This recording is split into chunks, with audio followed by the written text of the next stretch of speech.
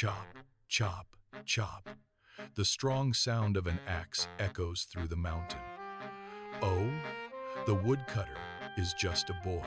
That boy is named Dolsoe. His father and two older brothers died in war, and now he lives alone with his mother, caring for her with all his heart, long, long ago. In a village near Mount Taebaek in Korea, there lived many kind-hearted, though poor, people. Despite the danger of wild animals, they climbed the mountain every day to gather wood and make a living. Dolsoe, too, climbed up and down Mount Taebaek each day to support his remaining family. One day, just like any other, Dolsoe went up the mountain and worked hard cutting wood. As he searched for good trees, he came upon a large pond. A gentle breeze from the water eased his tired body. Refreshed, Dolsoe focused again and continued chopping wood with steady effort. The elders had warned him to be careful near the pond, but that day, his axe struck cleanly and he felt happy. Suddenly, oh no! The axe slipped from his hand and flew far toward the middle of the pond. Splash! Startled, Dolsoe rushed into the water to find it, but the pond was too deep and dangerous. Soaked to the bone, he barely managed to climb back out. As he looked at the pond, tears welled in his eyes. My precious axe. Without it, my family. His voice trembled, and tears began to fall. Then, from the center of the pond, a mysterious light began to shimmer. A mountain spirit appeared. "Why do you weep so sorrowfully?" the spirit asked gently. Dolsoe explained everything. After listening quietly, the spirit stepped into the pond. Soon, the spirit returned holding a shining golden axe. "Is this your axe?" Dolsoe shook his head firmly. "No, that is not mine." The spirit went back into the pond and returned with a beautiful silver axe glowing softly. "Is this your axe?" she asked, slowly approaching, her eyes fixed on his. Dolsoe shook his head again.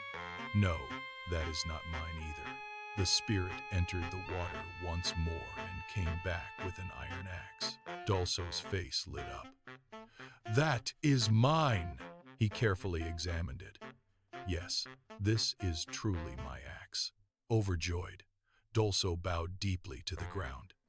"Thank you, mountain spirit." The spirit was deeply moved by his honesty.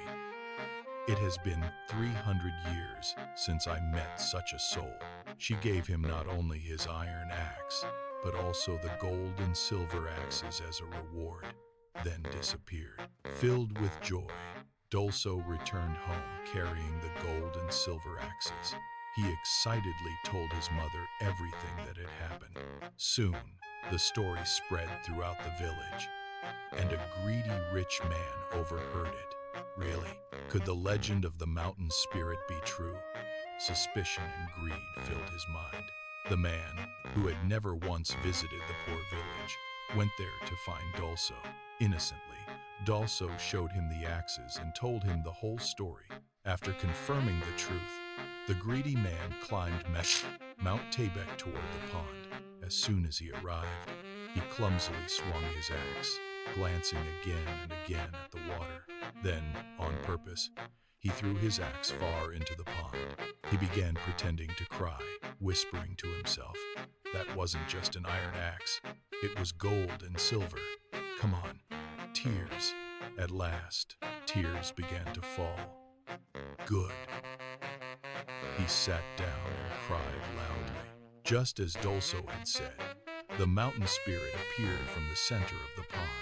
The greedy man repeated Dolsoe's story, but with lies. The spirit listened silently. Then, without even entering the water, the spirit produced a golden axe. "Yes, that is mine," he said quickly. The spirit then revealed a silver axe. "That one too. I dropped both." The spirit whispered, "This is the answer to your greed," and vanished. The man tried to shout in anger, but realized his fine clothes had turned into rags. When he returned home, his grand house had become a ruined, broken shack. Meanwhile, Dolsoe continued climbing Mount Taebaek, just as always.